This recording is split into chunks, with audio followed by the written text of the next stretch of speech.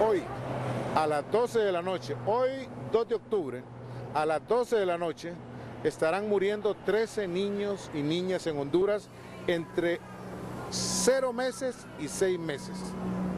Esa es la principal problemática que tiene el país, no poder reducir esa mortalidad diaria que hay de niños. De los 13 que mueren, 6 están muriendo por neumonía, o sea, por una infección respiratoria aguda grave que se conoce. ¿Y el resto de niños por qué está falleciendo? El resto de niños está muriendo por enfermedades diarreicas. O sea, sigue siendo la enfermedad diarreica la segunda causa de morir y enfermar en el país. Y después ya siguen causas como niños que nacen con bajo peso al nacer, siguen las causas de embarazo, pero el embarazo ha reducido la mortalidad materna y la mortalidad infantil al nacer. Sin embargo, los salvamos cuando nacen, pero los dejamos morir por una infección respiratoria aguda entre los primeros 6 meses de vida. Los primeros 6 meses de vida son vitales para la vida de un niño y una niña. Los cuidados que la mamá haga y la calidad de servicios de salud y de atención para las niñas y los niños son vitales. Por eso el país tiene que prepararse para educar bien a la mamá y el papá para que los cuiden en el hogar. Era el oficial de comunicación de UNICEF, Héctor Espinal. Pero ¿qué sucede aquí en el materno e infantil? Pues resulta, Evangelina y televidentes de noticiero hoy mismo, que de la cantidad de menores que se han ingresado con neumonía, un 6% fallece solamente aquí en el hospital materno infantil. Escuchemos a continuación al jefe de pediatría de este centro hospitalario. En menores de 5 años, la primera causa de muerte es la neumonía, que es una enfermedad respiratoria que invade los pulmones y que se llama neumonía y que genera dificultad respiratoria y genera complicaciones como la acidosis metabólica y la falla respiratoria. ¿Por qué razón es causa de muerte? ¿Y cuántas muertes se registran al año, por ejemplo, o cuántas muertes se registran en el materno infantil en lo que va del año? Bueno, la razón por la que mueren los niños es a veces por el acceso que no tienen a venir a los hospitales o porque se complican o se tarda mucho la familia a llevarlo a los hospitales, entonces los niños se complican. Aquí en el hospital tenemos que hemos tenido 320 niños hospitalizados por neumonía. Y de estos han fallecido 21, que anda alrededor como de un 6.2, 6.3% de los niños hospitalizados por neumonía fallecieron aquí en este hospital. Pero es importante recalcar que estos han venido referidos usualmente de otros hospitales ya complicados y que muchos de estos no son de primer contacto con neumonía comunitaria. Otras veces es una neumonía agarrada en el hospital, una neumonía nosocomial se llama, o una neumonía de adquisición intrahospitalaria, dicen las personas, ¿no? Ya escucharon ustedes, al menos 2 niños al mes entonces fallecen aquí en el materno infantil producto de la neumonía. Me acompaña en este momento la doctora Suyapa Figueroa, quien es neumóloga de aquí del principal centro asistencial del país.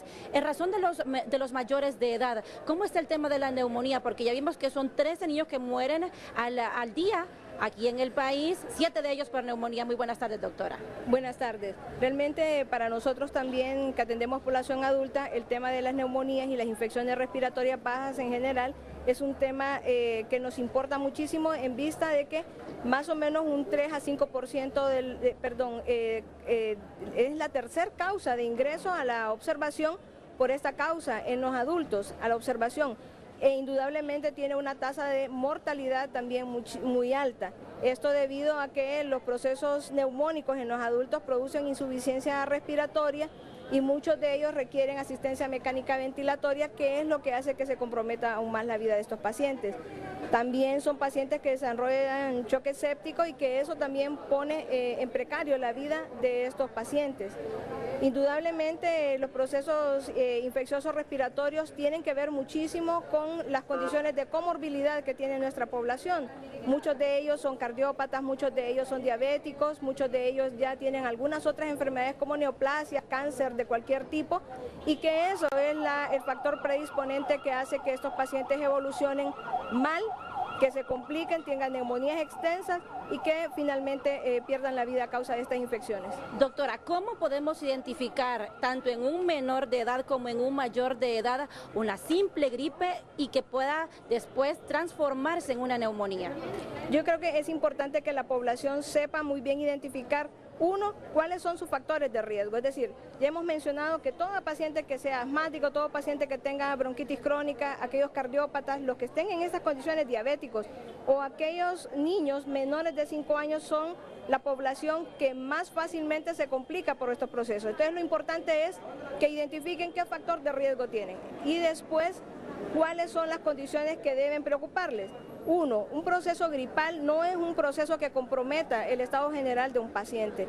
Es un proceso que en 3 días ya se ve mejoría del paciente. Sin embargo, cuando nosotros vemos que el paciente, lejos de mejorar después de 3 días que empezó un proceso infeccioso, comienza con dificultad para respirar, que respire más rápido de lo que normalmente lo hace, que le cueste hablar porque tiene dificultad para respirar, que tenga fiebre persistente después de ese tiempo, que tenga dolor torácico al respirar, al inspirar, entonces esos son signos que nos deben preocupar y que nos deben hacer consultar rápidamente a un centro asistencial para evaluar la posibilidad de que tenga neumonía. Claudia. Doctora, nos permite por favor unos segundos porque desde Estudio Evangelina tiene alguna consulta. Evangelina, la escuchamos. Doctora, pero en cuanto a los niños, en cuanto a la información que hemos dado de niños de 0 a 6 meses de edad que fallecen por neumonía, que son 7 diariamente en el país, ¿cuáles serían los síntomas de alarma? Porque un bebé, un neonato, un niño tan chiquito de 3, 4 meses, es más delicado que un adulto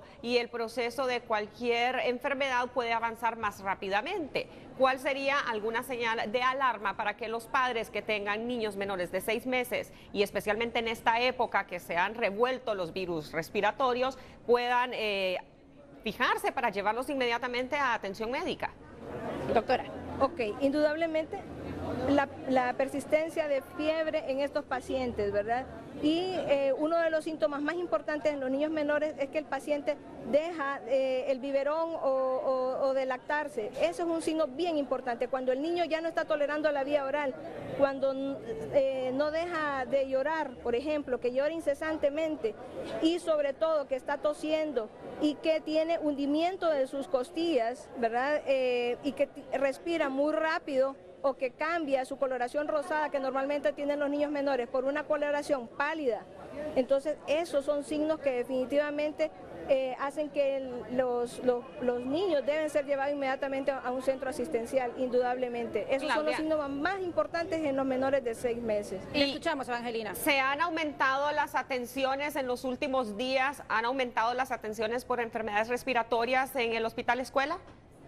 Vea usted, le voy a comentar en la emergencia de niños, solamente en la sección donde se hacen, pues para todos los niños, donde se les aplican algunos medicamentos y también algún oxígeno porque tienen problemas respiratorios, se han aumentado de 70 a 200, Evangelina. Pero en el caso de los adultos, doctora, ¿usted conoce la cifra? Sí, se han incrementado más o menos un 10% las consultas por procesos infecciosos. Se han incrementado también las crisis asmáticas de aquellos pacientes que tienen ya una enfermedad respiratoria anterior y que se ha complicado con estos procesos.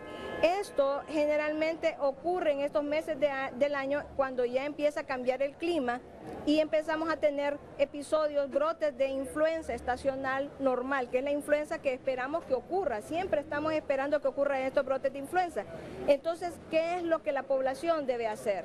Y que tenemos disposición de ello. La prevención con la vacunación, con la vacuna contra influenza, que está a disponibilidad de la población en general y que el Ministerio de Salud Pública la tiene en forma gratuita. Lo mismo que la vacunación con la vacuna contra neumococo, que también está a disposición de los centros de salud. Esas son las condiciones más importantes. Identificar cuál es la población de riesgo, tener estos síntomas de alarma como las razones que nos deben hacer que acudamos a un centro de salud, porque el problema es que nosotros recibimos a la gente ya cuando vienen muy complicados, ya cuando vienen con insuficiencia respiratoria. Lo que nosotros queremos es que la población llegue acuda a los centros de salud en una forma más temprana para que podamos resolver sus problemas de salud en una manera mejor y más eficiente y sobre todo evitar la mortalidad que sabemos que se puede evitar tomando estas medidas.